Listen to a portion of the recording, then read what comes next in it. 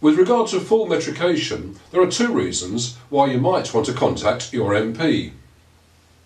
The first is that only the government has the power to change the road signs to metric, and it's therefore necessary that all MPs are made aware of how the continued use of medieval units is affecting our children's mathematical, scientific and technical education.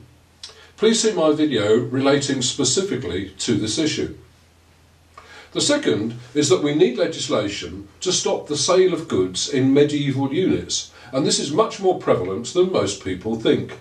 There are many products that are sold using medieval units, either as units of sale, such as draft beer and cider, greenhouses, sheds and garages, and milk in some stores, or as descriptions, such as houses and flats, where estate agents continue to use feet and inches for the sizes of rooms, or perhaps the efficiency of cars in miles per gallon. Even in the building trade, some items, such as sledgehammers, concrete posts and wheelbarrows, are often sold using pounds, feet and cubic feet, despite the fact that building regulations have been metric for over 40 years. And of course, there are dual units, that is, quantities that are given in both metric and medieval units. The problem with these is that some people will use the metric units, but many will continue to use the medieval equivalents and thereby encourage our children to do the same. The selling of fruit and veg is a good example. These, by law, must be sold in metric units, but it is permissible to put the medieval equivalent too, providing the font used is no larger than that of the metric units. And this is extremely confusing for our children. Now you might say, why don't I just send a copy of How Big is an Acre No One Knows to every Member of Parliament myself and have done with it? Well, I would be happy to do that, but there is a problem. MPs receive so much post that there are various layers of filters in the forms of secretaries and so on who weed out most of the spam post before MPs ever set their eyes on it.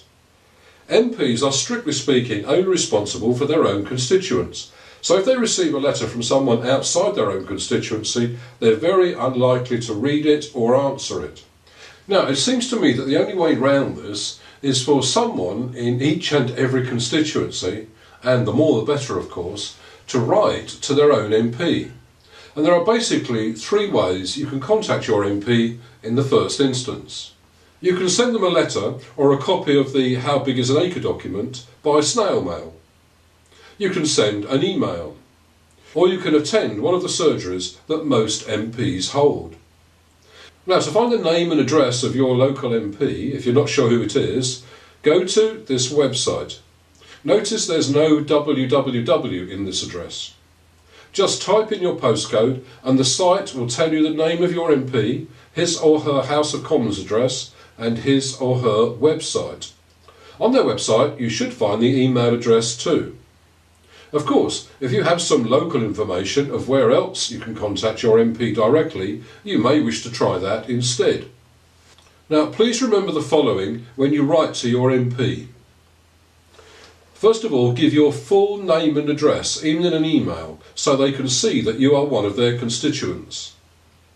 Secondly, explain your points clearly. The Dr. Metric website or the How Big is an Acre document can help you here, and exactly what it is you wish the government to do.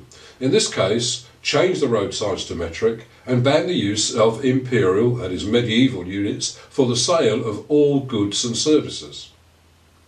If sending your letter in the post, please remember to include the correct postage. Some people believe that if you're writing to your MP at the House of Commons, then there's no need to include the correct postage, but I'm afraid this is not correct.